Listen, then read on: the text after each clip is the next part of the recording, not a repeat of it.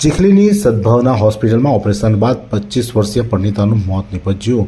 પરિવાર દ્વારા તબીબી બેદરકારીનો આક્ષેપ લગાવવામાં આવ્યો હતો।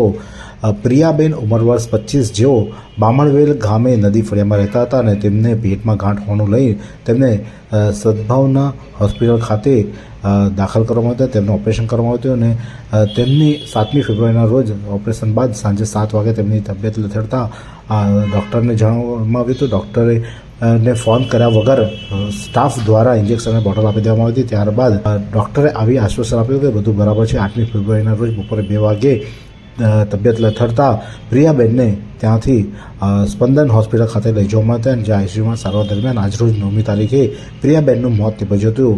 પરિણીતાના મોતના સમાચાર સાંભળી વાયુ વેગે પ્રસરતા સ્પંદન હોસ્પિટલ ખાતે મોટી સંખ્યામાં સગા સંબંધીઓ ઉમટી પડ્યા હતા અને મૃતકના પતિ તેજસભાઈએ હોસ્પિટલની બેદરકારી બતાવી અને તેઓએ જે સદભાવના હોસ્પિટલ સામે રોષ વ્યક્ત કર્યો હતો અને ચીખલી પોલીસને જાણ કરતાં પોલીસે આ મામલે મોતનો ગુનો નોંધી મૃતદેહ પીએમ માટે ખસેડી વધુ કાર્યવાહી હાથ ધરવામાં આવી છે।